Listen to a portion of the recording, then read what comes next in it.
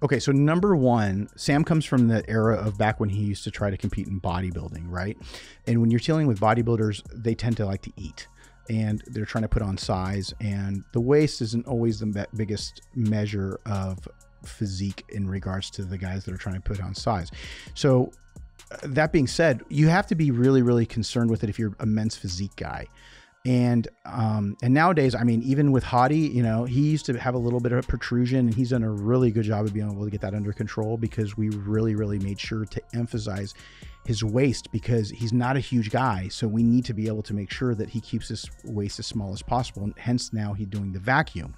So number one, make sure you don't overeat. So it doesn't matter what class you're in, you have to try to keep your eye on the waist, because it's very, very difficult to try to work on a ratio of shoulder to width, and you can only put on so much shoulder size, and eventually you want to try to really make sure you minimize your waist thickness, and you want to keep that V taper. So what do? We focus on making sure you're not overeating so you don't get the distension, because everyone thinks it's drugs. It's not. It's not. Will that compound it? Absolutely. But it's just overeating by itself will create thickness in the midsection. So we want to make sure to minimize that, you don't overeat. Ways of overeating. Let's give out some specifics here. So whether it's portion control for your carbs and your protein, making sure that you're getting the right amount of protein. You don't need 16 ounces of protein when you're a 200-pound men's physique guy, right? Most guys are in that 6 ounce to 8 ounce range. I would say 80% of people, men, are in that 6 to 8 ounce range of protein.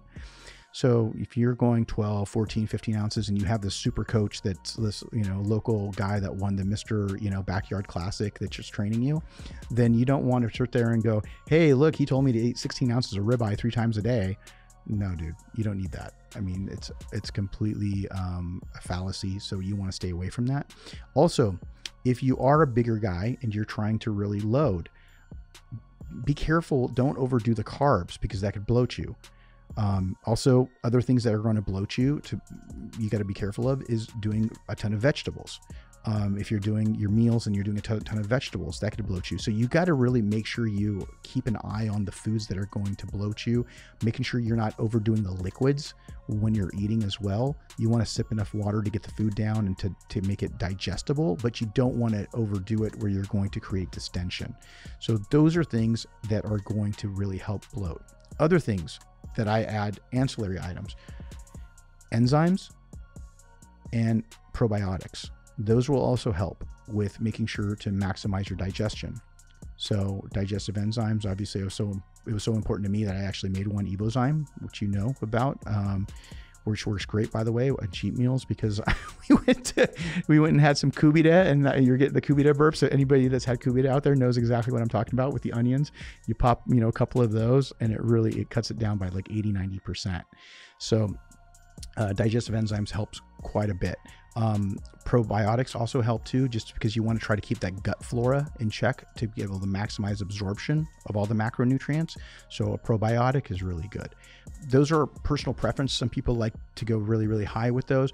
I think right around the 25 billion mark is what I'm really, I take personally. And it's one of those things that I'm a very big believer in both of those. So to keep the waist tight in terms of bloating, I would go there. Now, in terms of exercises, I'm sure if you guys have been following me for any given time, you'll know that I'm a huge believer in making sure not to go heavy with squats, because if you tend to blow out as you go down, it'll stretch out that midsection. It will stretch out your obliques and abdominal muscles.